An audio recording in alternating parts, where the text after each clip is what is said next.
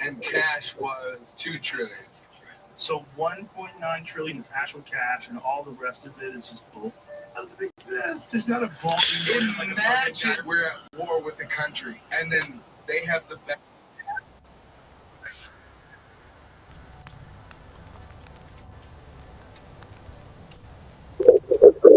Like our card, it doesn't work. Whenever your credit cards fail, whenever your cards fail, whenever your banks fail, and you can't use your fucking card anymore, you have 3 days to get out of where you are because that's what they're coming for. That's the big move. That's checkmate right there. And they think they have you. But move up to the country, get your scraps, stand up for yourself, build a tower, build a long road to where you can see them coming.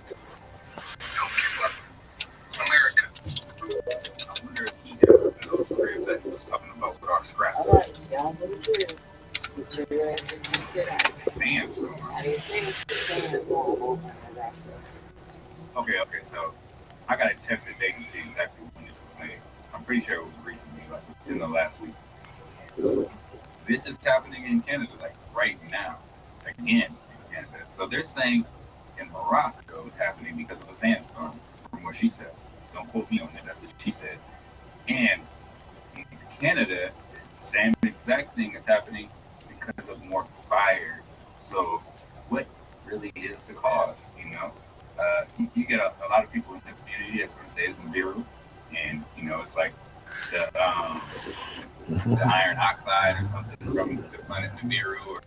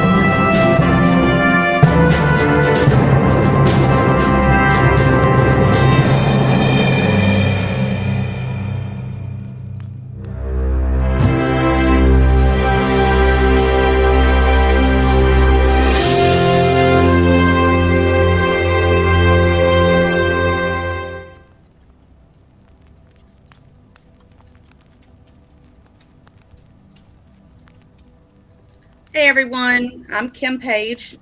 I am here today as a guest host with Mellisa Hera on Families Surviving CPS. We're having a little bit of technical difficulties with Mellisa getting logged in. I think she's trying to log in now. Mellisa, are you there? Yeah, I'm There here. we go. Can you hear me? Okay, great. Awesome. Yep, can hear you. All right. Well, Can you hear me? now if my phone just cooperates today. So you want to talk a little bit about what you've been in your area up there with helping families and stuff? Yeah, sure. So, I am in Minnesota, actually right on the Minnesota-Wisconsin line.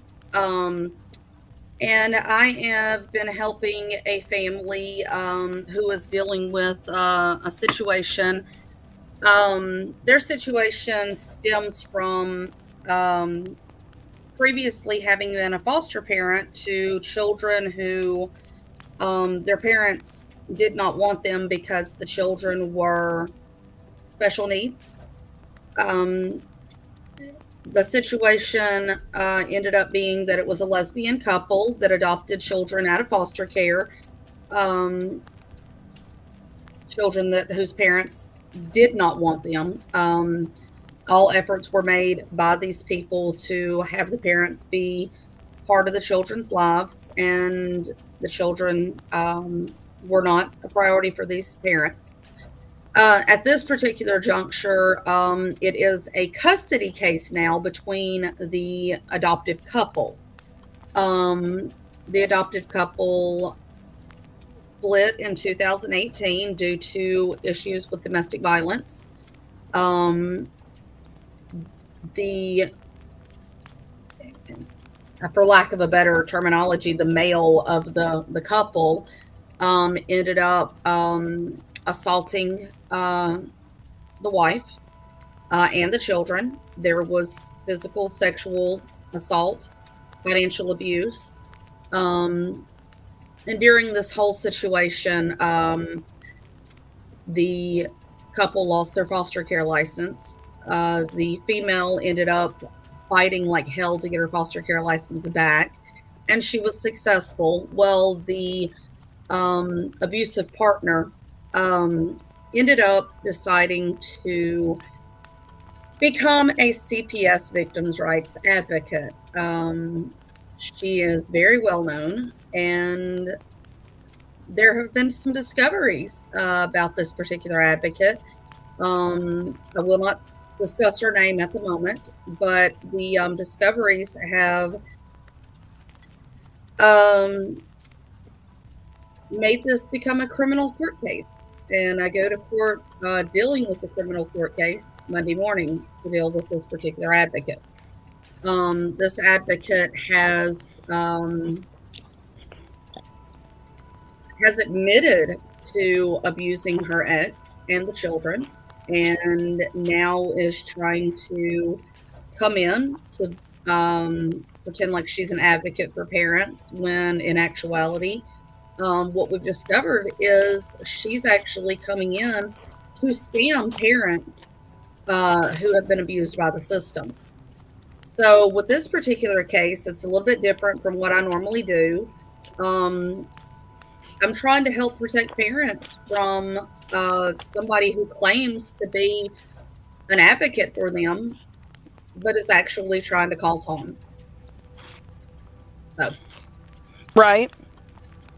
Well, and maybe one thing, since, like, knowing her from here, because, you guys were best friends, you talked you thought she was great work. Mm-hmm. So getting up there and actually seeing hands-on some of the signs of dealing with bad advocates, bad attorneys, bad help in general, what should families look for? One of the things that I noticed when I got up here, so I came up here in December. Everybody knows that I came up here. Everybody knows that I've helped, knows that I came up here. I came up here, and the plan was that I was going to stay with her temporarily until we were able to locate a short-term rental for me to be up here while I assisted her in being able to get her children back from her ex. In that time period, I was able to see the kind of person she is in a more intimate setting because we were living in the same home for about 30 days. Looking back on conversations that she and I have had, there were tons of inconsistencies in what she would say. One day she would say that, the sky's blue, and the next day the sky's green. So one of the things that I would suggest for parents, number one, if you hear other advocates say that one advocate is a bad advocate, number one, I would not say for you to just take them at their word, because we have a lot of advocates that are at each other's throats for personal stuff, and it really has nothing to do with being an advocate or their work fighting CPS. But I would actually take that information and store it in the back of your mind. Don't forget about it. Don't just brush it off, but keep it in the back of your mind and see if there are any of the red flags that may indicate that whatever somebody told you is true. But one of the biggest things that I saw was the inconsistencies in her story. She would say that she wasn't allowed to see her children for 5 years because of her ex preventing her from doing so. However, when she provided me with some of the court documentation, that's not what the court documentation said.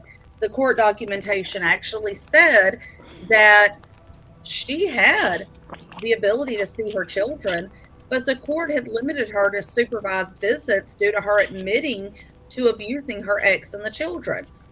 Well, instead of her exercising these rights, she decided that she wasn't going to exercise these rights because she did not want to pay the visitation company to do the supervised visits.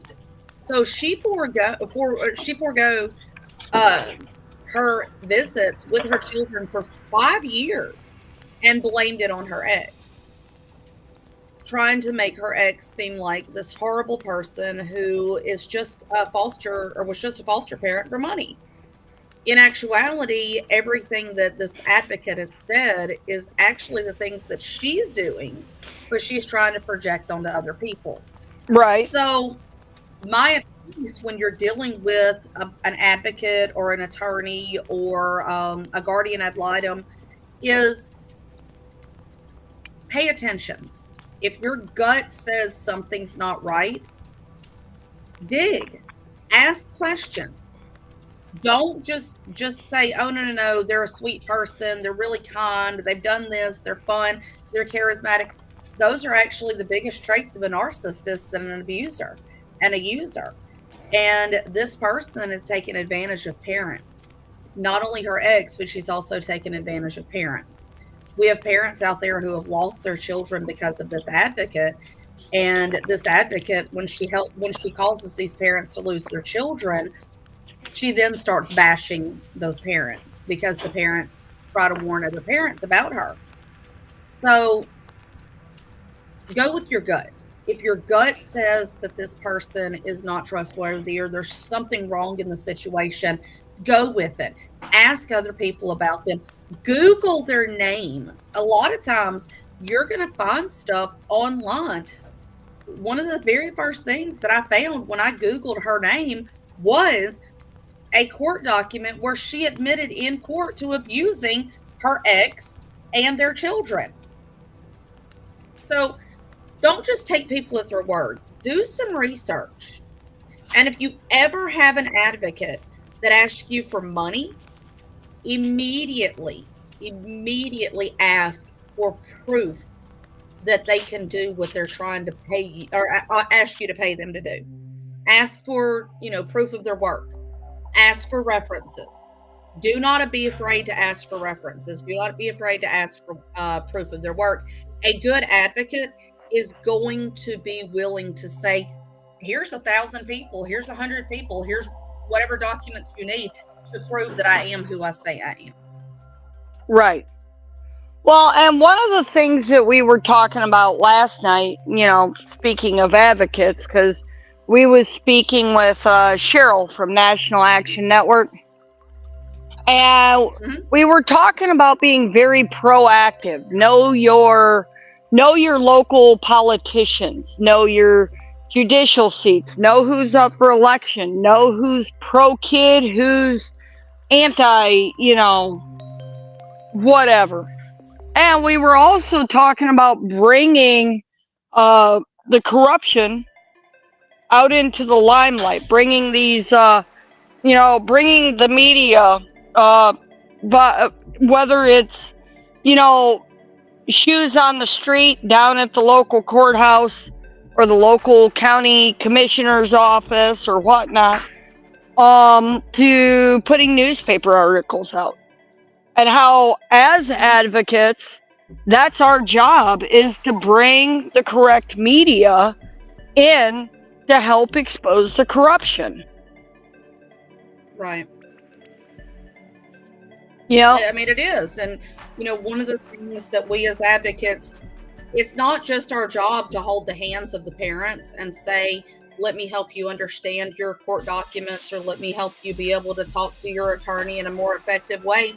It's also our job to make sure that we're a squeaky wheel, because squeaky wheels are the ones that get the oil. They're the ones that get the attention. Right. So the louder that advocates are willing to be in trying to expose CPS, the better off we all are. And that's the other thing, is if you have somebody that's saying that they're going to advocate for you, look at them and see if they're willing to put themselves out there, and they're willing to be a squeaky wheel, because this is a very dangerous thing for us to do as advocates. I've had my life threatened more than once. I've been put in handcuffs more than once trying to expose CPS.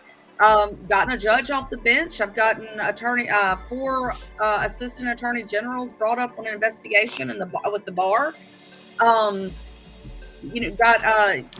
the FBI involved in one case.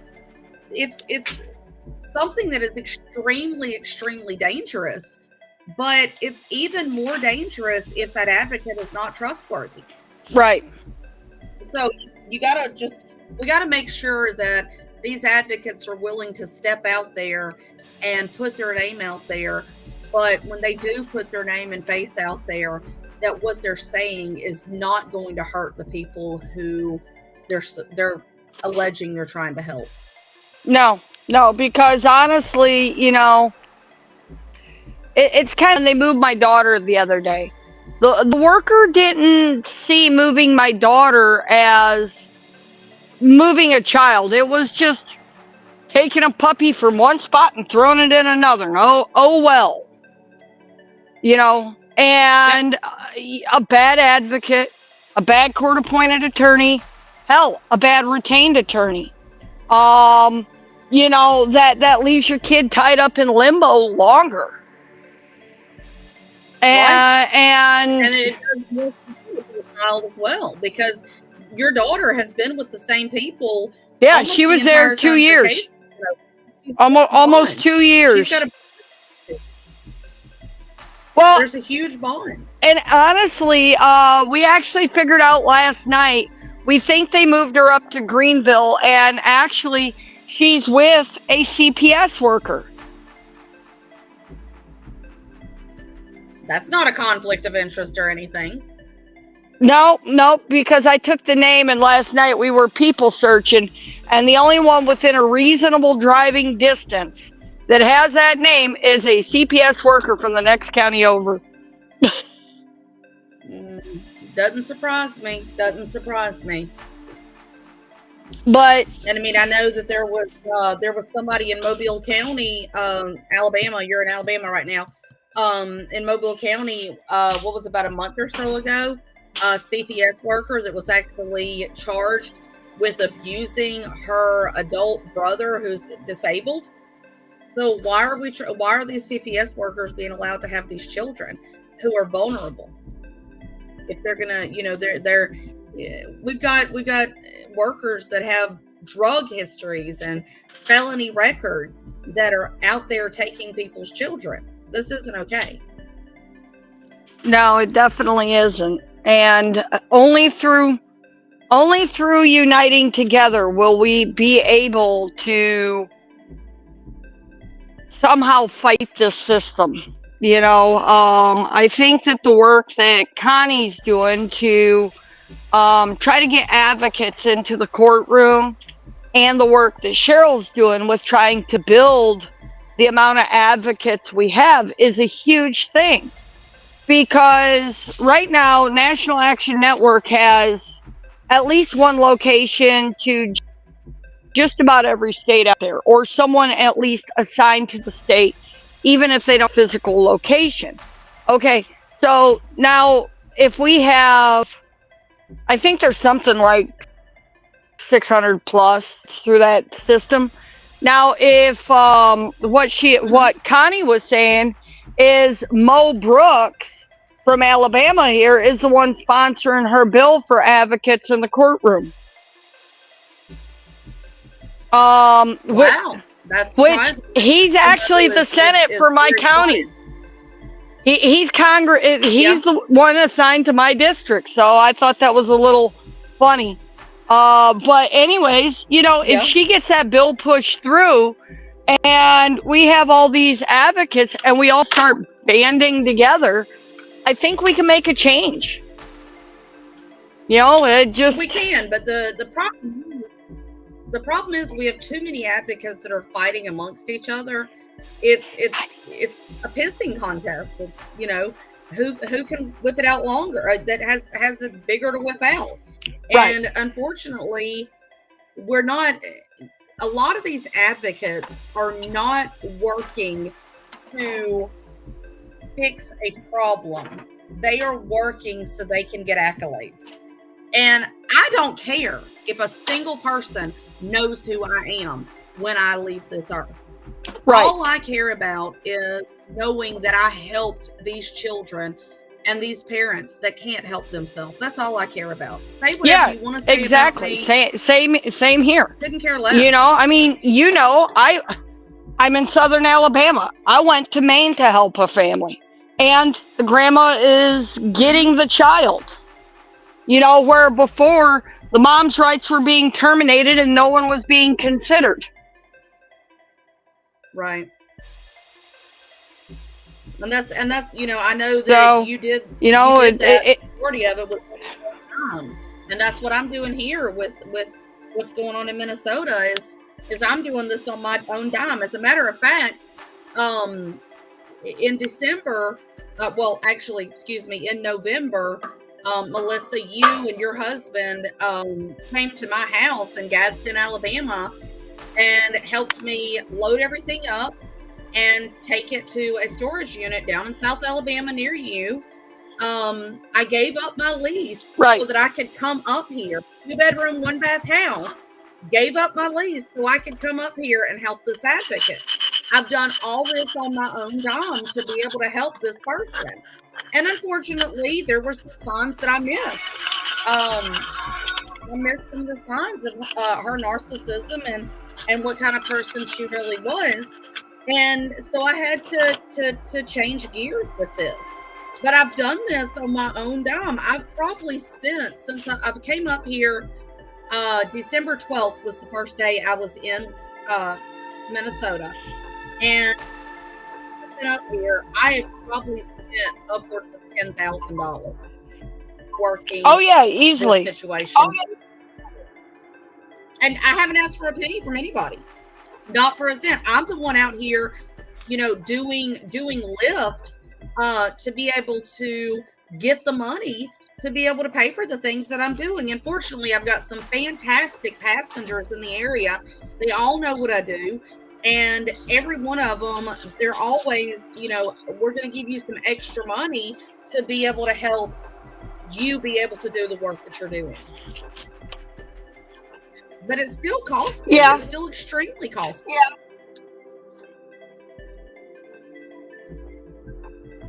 Well, and it just like that trip I made up to Maine, you know, the grandparent actually did help cover fuel and everything.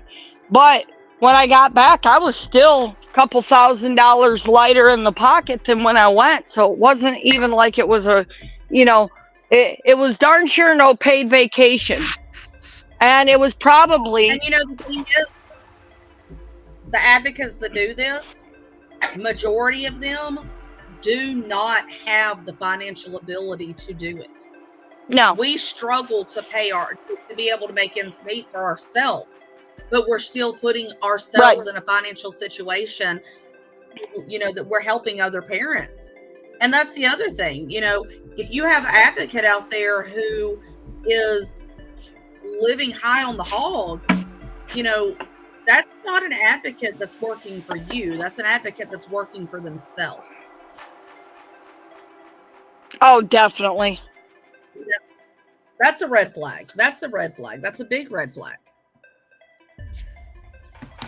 Well, and you know, I had someone not that long ago, they approached me and they said, well, Mellisa, we get that you know how, actually it's one of the families that I'm helping out of Tennessee, and he says, okay, he says, I get that you know this law inside and out and you can quote it and this, that, and the next. He says, but how are you going to be able to help me when you haven't got your own kids home? And my answer to him was, you know, Charles, at least you have a judge that will hear your case. I said, unfortunately, I'm dealing with bad politics, not just the department. And I've been asked that same question as well. And the thing is that what I've told people is there's mistakes that I made in my case, because when I first started my case, I knew nothing about any of this stuff. I had no idea. I was just as naive as everybody else is in thinking that CPS doesn't take children away from parents unless parents have done something wrong. And we all know that that's not true. And so the things that I did in my case, starting out with, I screwed up a lot of stuff. And that's probably why some of the things that have happened in my case happened the way they happened, because I didn't know better at the time. Well, the thing is how can I help another parent get their kids when I haven't got mine back? It's because I've learned from my mistakes. And what I can do is I can help a parent to keep from making those same mistakes, because I've been there and I've done that. And I know what the results of that misstep is going to be. So I can tell them, watch out, there's a booby trap. Watch out, there's you know, a fault line there. This is the way you need to go. This is not the way you need to go. So when you have an advocate that hasn't got their children back, it's not a situation where, oh, don't trust that advocate because they don't know what they're talking about. Actually, those advocates are the ones that you do want to work with, because it's those advocates who have been there where you that care the most. Through the same hell that you're going through, and they know how to avoid the pitfalls that you are about to step into. Right. Well, and that's what I ended up telling him, because he had an issue where when his case started, he was supposed to be holding a 72-hour hearing. And, you know, Tennessee's very big that the 72-hour hearing cannot exceed, you know, 72 hours plus no more than a 72-hour extension. Well, 14 days later, they try holding a 72-hour hearing, and they're giving him crap because he actually his aunt had guardianship. He was trying to get the custody back of her, and his aunt had passed away, and the judge, for all intents purposes, considers him the parent until he says, well, Your Honor, I want my kid. And then it's, oh, no, she's a dependent. But that kid got in trouble in school not that long ago. And the judge sent him the bill for it, but then turns around and tells him he's not the custodian, all in the same breath. Yep, that, I mean, So it's been an interesting case, and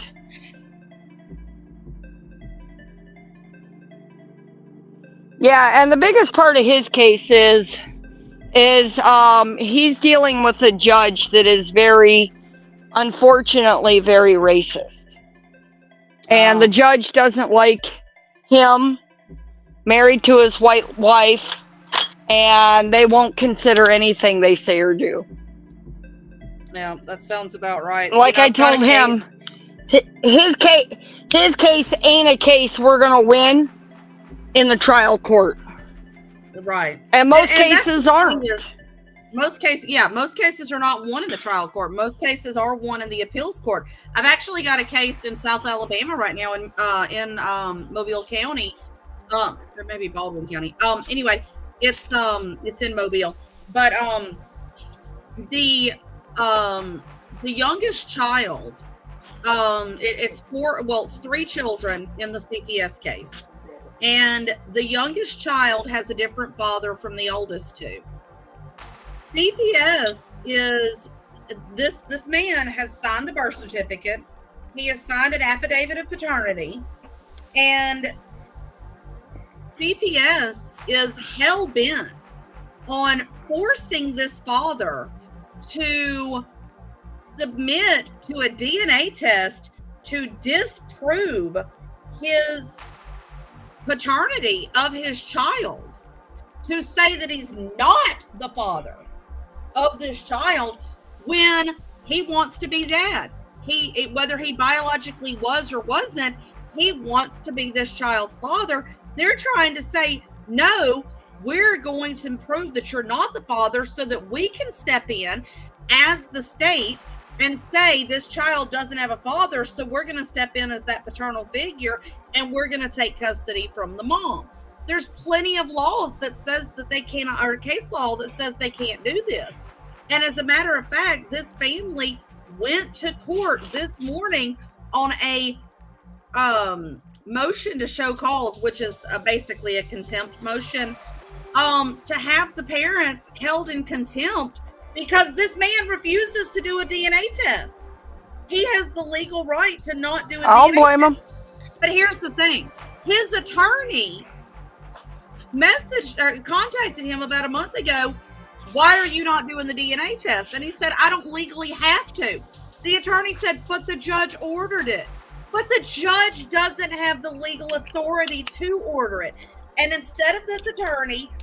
Right, yeah, because he's already stood up and said that I'm the father. I want to be there. I want to do what's needed for my family. Mm-hmm. You know, what difference does DNA matter? Because when the system turns around and takes this child from them, they're going to sell him to the next guy that they call daddy. So exactly. How does it make any sense, and why does it matter? A good parent is a good parent. Exactly. And you know, these parents went to court this morning to deal with this. I haven't heard from them today on the court, what's happened with court yet. They'll probably get back to me a little later on because today also was their visitation day. So, you know, I'm waiting to find out what happened with that. But, you know, the thing is that these parents CPS is trying to hold them in contempt of court for acting as the law says they're allowed to against a bad judge's order. The judge does not have the legal authority. There is case law that says that it is not the judge's ability to order a father to submit to DNA in an effort to disprove paternity. The judge only has the ability to order DNA to establish paternity, not disprove. To prove paternity. Yes. Right. To say that. Well, if you remember, Kim, that's actually what they did in my case when my daughter was born. I filled out all the paperwork with my husband's information on it, and they altered my documents Yep. to say that we refuse father information, and when we walked into court, because the director of DHR had told me, says the only way he's going to have any kind of right to his kid is you have to be married. And that was her pre-warning me, because when we walked into that court, they tried to say that my deceased ex-husband was the father of the kid. Yep. And they was dead set that they did that because having him being deceased means, you know, the law states, and this is a roundabout way to say this, but the law states that if there is not a parent, two parents to act as parent for the children, that the state is to step in to be that second parent. They wanted your deceased husband to be the biological father because it made it easier for the state to step in to be the second parent.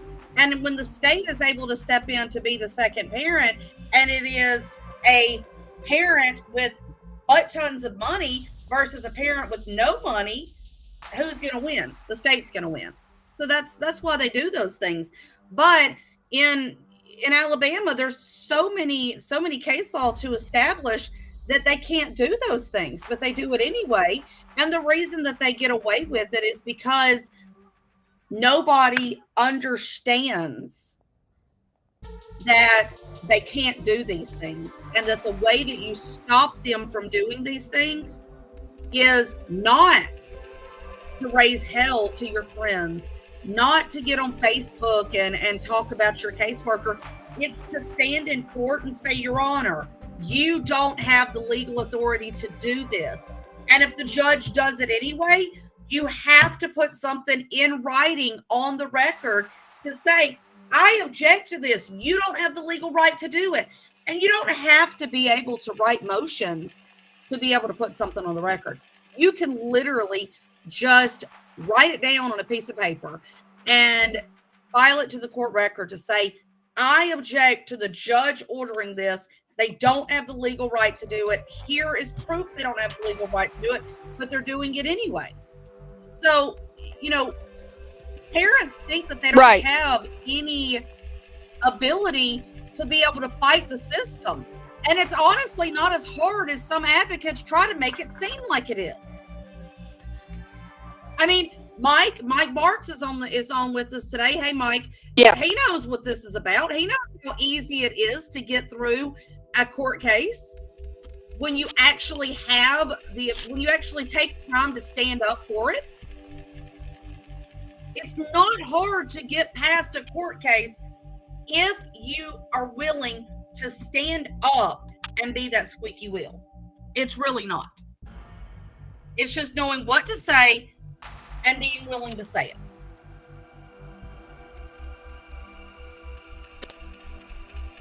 Right.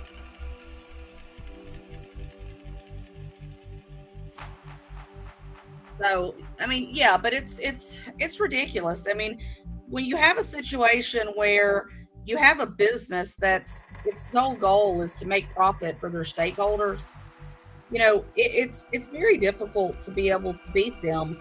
And you're gonna have to be willing. A lot of parents are scared to get out there and talk about their case. Number one, because they're afraid of, you know, they're going to be judged for this or they're going to be judged for that, or CPS is going to keep their kids longer because of them talking out, or the judge is going to punish them in this way or that because of them speaking out. But what I have found, and I know, Mellisa, that you're going to agree with me on this, is that the parents who speak out the loudest are the ones who have the most change in their case. They're the ones who end up making things possible for the next parent to not be screwed over by the system. So we've got to stop being scared to stand up to these people. If you look at history, during World War II, we had the Nazis. We had Hitler's SS men going in and scaring the citizens of Germany into compliance, into doing what the government said for them to do. And what happened to those people? Those people were hauled off into concentration camps, and then they were forced into showers, acid showers. These people were murdered because they complied, because they did what the government told them to do. I, for one, would rather go down in a blaze of glory, knowing that I stood there and continued to fight for my children, and that one day my children will be able to look back and see what their mother did to try to stop what happened to them, than to keep quiet.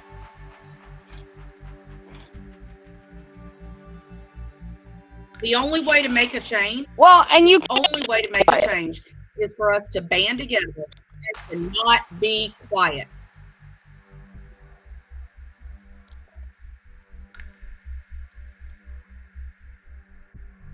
Okay. What? Why don't you recap about your best friend Chris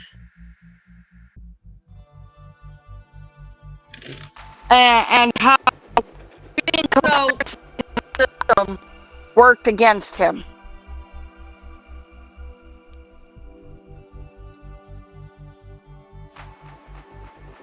And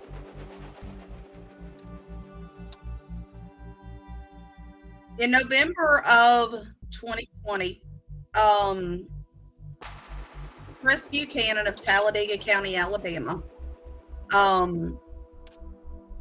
CPS came to his home and took his children.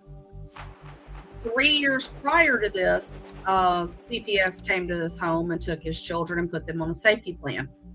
The reason they put his children on the safety plan to begin with was because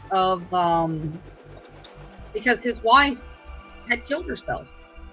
Chris had 5 little girls. His wife killed herself 6 weeks after she gave birth to their youngest child. And CPS came and told Chris that you can't be a father to 5 girls. You can't. We're not going to let you do this. So they put his children on a safety plan with his brother and sister in Tennessee. This whole safety plan was completely illegal because it's required for out-of-state placement, and ICPC is required to be done. And ICPC is a process where they actually go in and basically change the physical possession, the physical custody of the children from one CPS state agency to another CPS state agency. This is something that generally takes quite a few weeks. But they ended up taking Chris's children and placing them with his brother and his sister and brother-in-law. Chris contacted me, and we were able to get his children off of the safety plan. A few years later, Chris ended up with CPS coming back to get his children again. This time, Chris had actually made arrangements to leave the state of Alabama. He was moving. He and his children were going to relocate. They were sick of everything going on in Alabama. One of the things was that Chris, being a single father with limited income, he actually qualified for food stamps. But CPS had gone in with the first time that they had put the children on the safety plan and said that Chris had lost legal custody of his children. So after he ends up coming back to Alabama after getting the kids off the safety plan, he applies for food stamps. He can't get food stamps because they're wanting him to prove that he has custody of his kids. Not something you can do when you've never actually lost custody of your kids. So it's just his word against CPS. So Chris struggled tremendously financially with his children.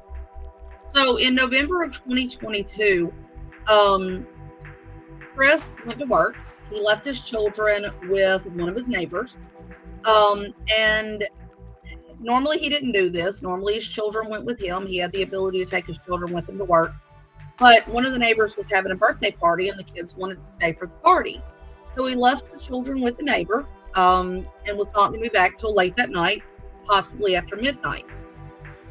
Somehow in this whole situation, one of the neighbors decided to call CPS, not only on Chris, but on 2 other families in his neighborhood.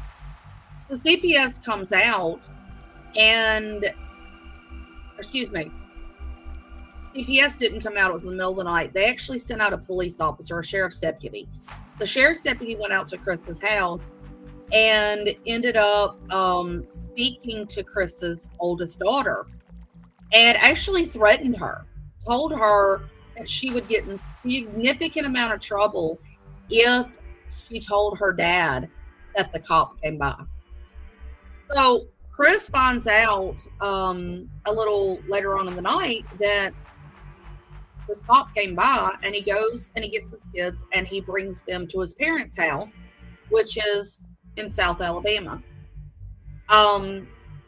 Chris leaves the kids with his parents, and CPS ends up coming and telling the children, or telling him they're putting them on a safety plan.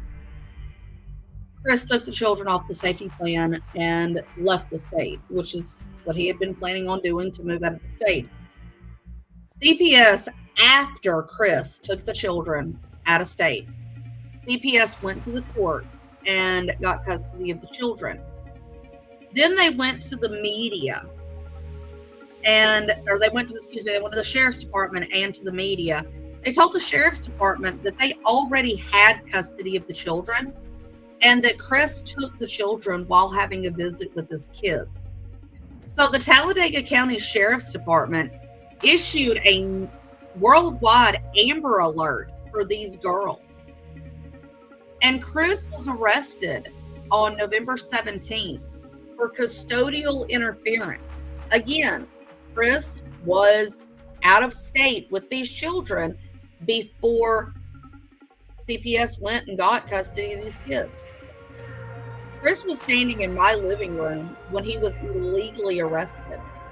A different jurisdiction came in, busted in my home, did not have a warrant for his arrest, did not have a warrant to come into my home, busted into my home and placed him under arrest standing in my living room. Chris stayed in jail for 6 months. When he was finally released, he was not allowed to see his kids.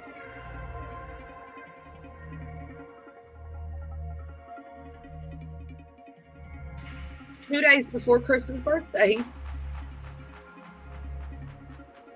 he put a gun to his head and he killed himself. He had not seen his children in almost a year. He had spent 6 months in jail for a crime that didn't even happen. All because CPS wanted these little girls.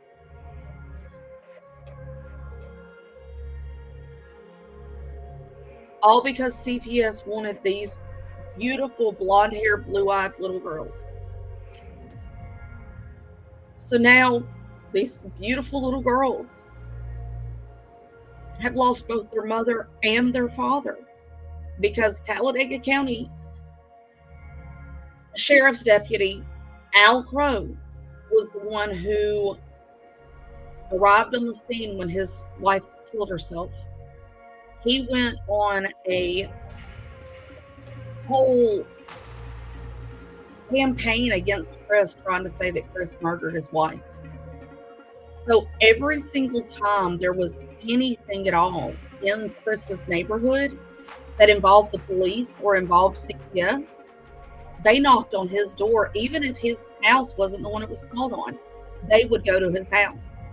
They harassed Chris for 3 years. It turns out that the neighbor that called CPS was the cousin of Al Crow. And I can't confirm or deny this, but this cousin was asked by Crow to call CPS. And from the information that I've found, The reason that Al Crow is hell-bent on taking Chris's kids is because his daughter was taken by CPS because he's abusive. And there's some evidence to show that Al Crow was working with CPS, had made a deal that if he will get them more children, they will give him his child back. So he targeted Chris, a good man, a Christian father. His children adored him. Al Crow targeted Chris. Worked with CPS, making false. Well, and last night when we were talking to Cheryl, she was talking about one of the first cases she really got involved in, and she was actually placement for the children while she helped the family fight. But the state trooper stopped a Georgia family that crossed into Tennessee and found, I guess, a blunt on him, 2 grams of weed.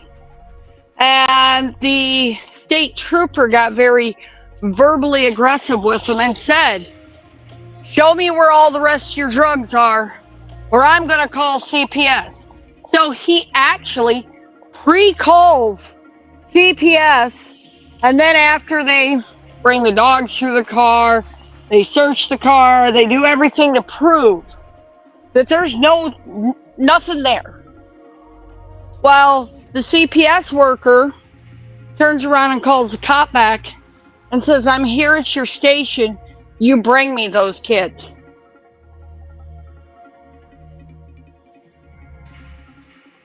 And I think it's so horrible that our government officials, our police, the people that are supposed to be protecting us, think it's funny to use CPS as an extra way to exert their authority over us. These are Chris's children. Hope, the youngest one, was just turned 2 right after they took her. So this little girl has no idea who either one of her parents are because she died. Because they both died while she was too young to remember them.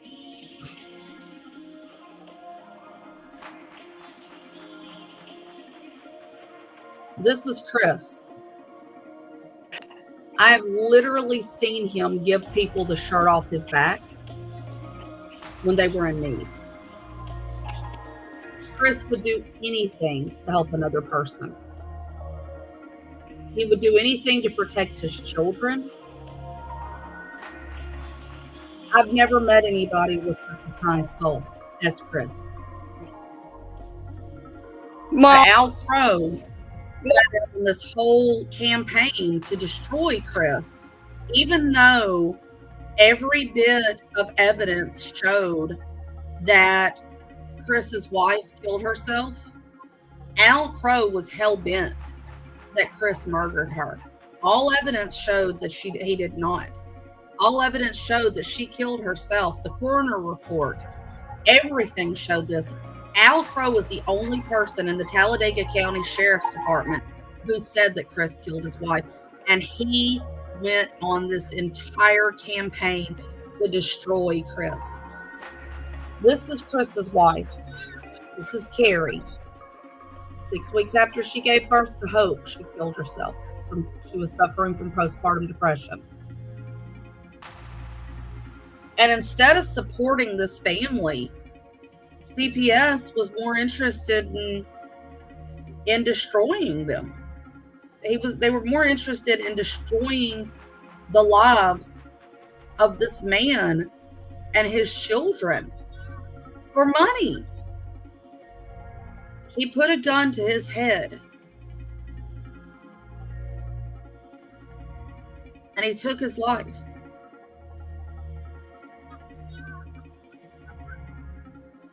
He took his life because CPS took his children. And you know, the thing is that in the court case, there was nothing that they complained against him that gave them a reason to take his children. They said that he was only feeding his children rice and noodles, and that was the reason that they should take his children from him.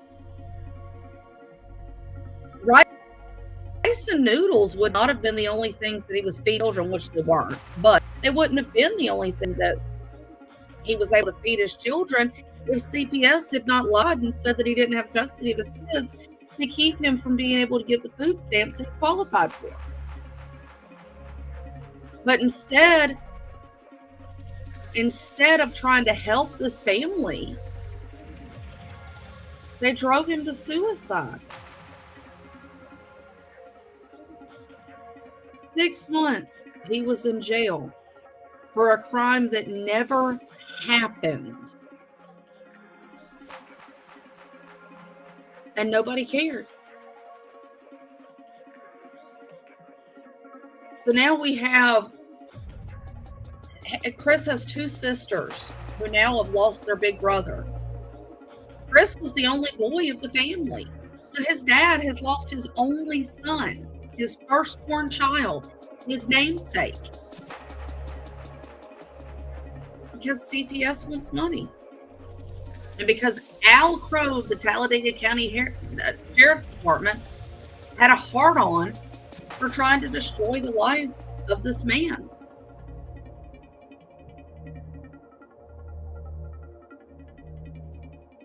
Chris wasn't strong enough to be able to fight. And dealing with my own case, there's been many times when I've wanted to take my own life. Melissa actually saved my life last year. This is not an easy fight. It never will be.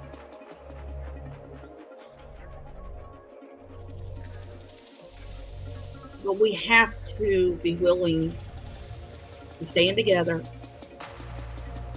and not give up. There's too many children out there that need us.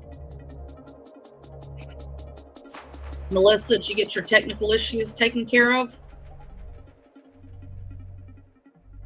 Oh, yes. Finally got let back into my own show. Well, I've kind of been talking about Chris a little bit, and you know, we just I've been here. I just been stuck in the back room because internet's been down, so we're running on cell service here in the middle of nowhere today. Oh yes, and your area is really crappy for cell service out there too. So right, the cows don't subscribe to enough internet service. Yeah, and those trees don't do a whole lot of good for you. But on that note, you know, if there's anything that you can tell the parents out there about what they need to do to put up their fight and to keep going, what would you tell a parent? If you had your case to do all over again and there was one good bit of advice you wish someone would have told you, what do you want to say to them? The one thing that I would say is don't be scared to talk to people. Don't be scared to ask for help. Don't be ashamed to ask for help. I spent the first 9 months of my case being ashamed to ask anybody for help because parents don't get their children taken away from them unless they're bad parents. They shame us into not wanting to talk to anybody. And that's why Chris is gone, because, you know, Chris wouldn't talk. I mean, as much as he did talk to me, he still didn't tell everything. And that's why he's gone. And that's why we have all these other parents that have committed suicide, because they're ashamed to talk. Or because... Well, and there's a huge amount of parents that have lost their lives in this fight. And instead of thinking that you're stuck in a room with no one to let you out, you know, reach out to your neighbor, reach out to chat groups, reach out to us. That's what we're here for. Time that we all start bonding together, you know, and it's time that we all stand up and be heard, because only in numbers is things going to change. Because when you walk into your local department, there's at least 10 of them and there's 1 of you. But if the next time you go down there, there's 10 of you and 10 of them, then they got to think twice, because now you're making noise. You know, create your own community groups, you know, and if you need help with things and you want to know what direction to go, you want to learn to become an advocate, you know, drop us a message. You know, because we are running training programs. We do want to teach people to stand up and fight. And never be afraid to ask for help. Never be afraid to ask what your rights are. And if you want to hear it from an attorney, get the free consults. Call every attorney in your state. And being an advocate doesn't have to mean that you have to learn the legal side of it. It doesn't mean that you have to put any financial anything into it. You literally just could be a support system that sits there and says, I'm going to hold your hand when you walk into court. I'm going to be there to listen to you at 3 o'clock in the morning when you're struggling not to take the handful of pills that you've got or drink the bottle of liquor that you just bought.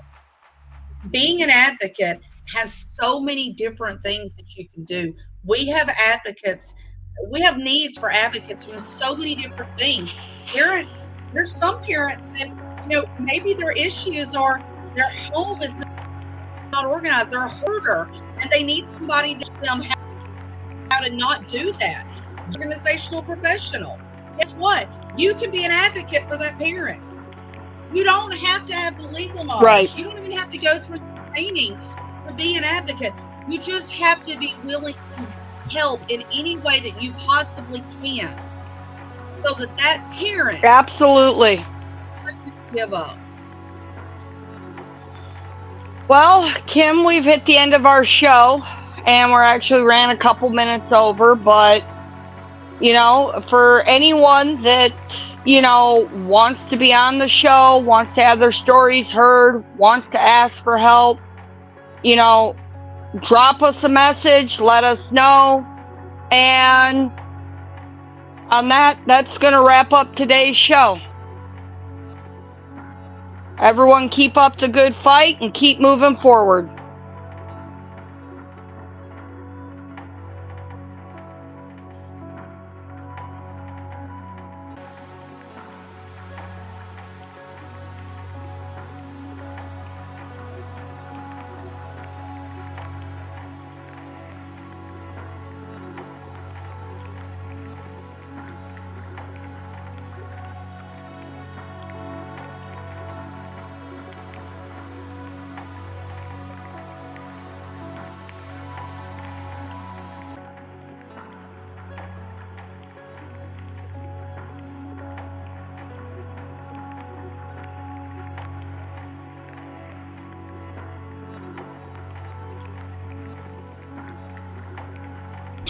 In the United States. This all began when President Bill Clinton signed the Adoption and Safe Family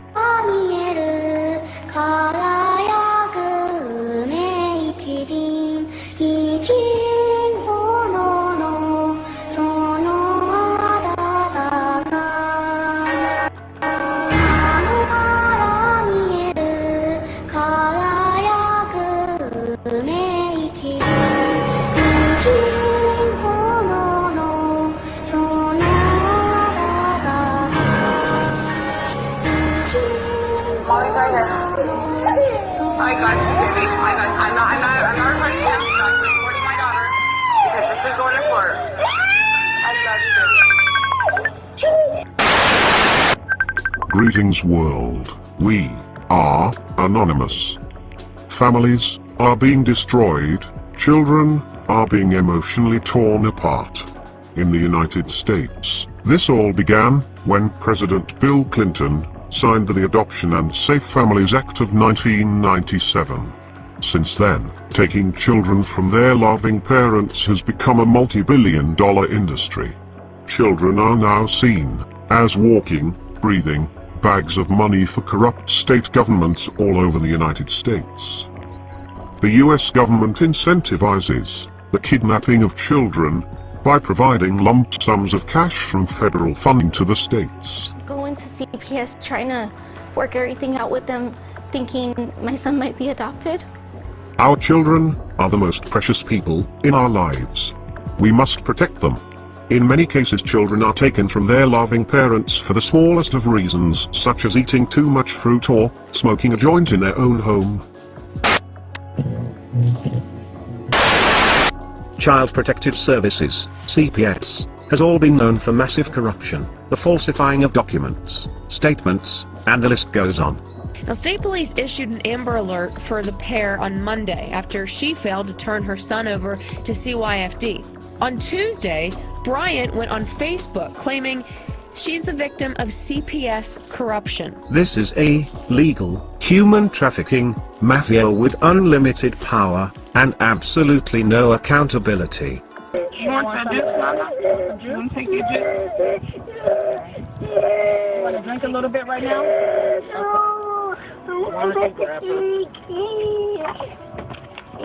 Let her hold it since she seems to be kind of the calmest right now. Okay.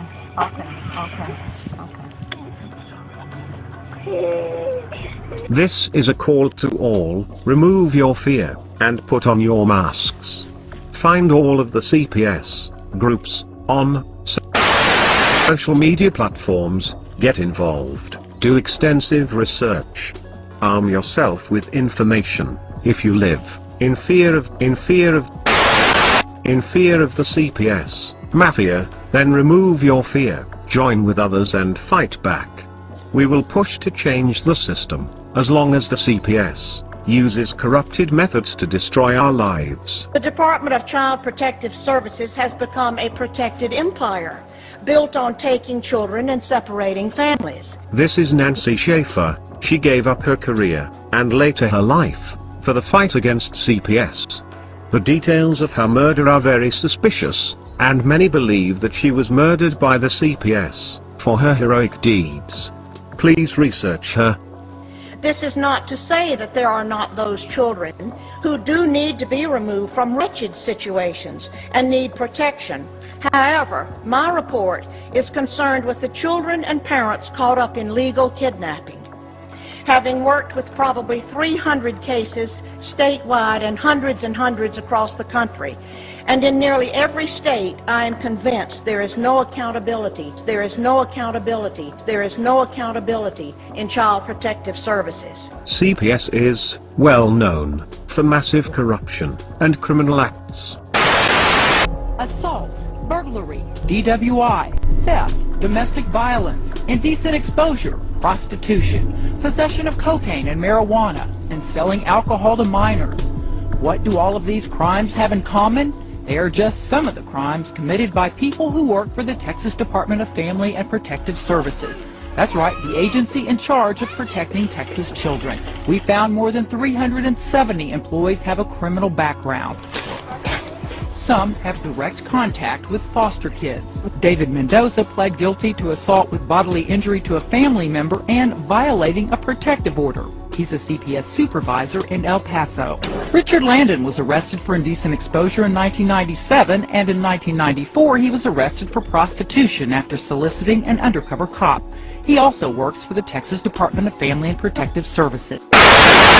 Look at that baby. Look how beautiful that baby is. They'll get hundreds of thousands of federal funds, especially if they put it on a couple psychotropic drugs, and then they'll adopt it out to somebody.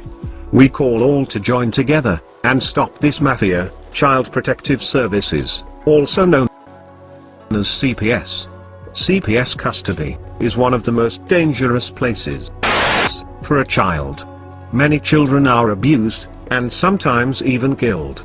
If somebody hurts my son, I'm filing a lawsuit.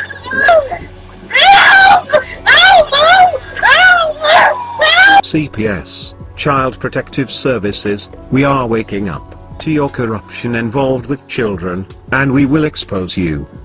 We are anonymous, we are legion, we do not forgive, and we never forget. CPS, expect us.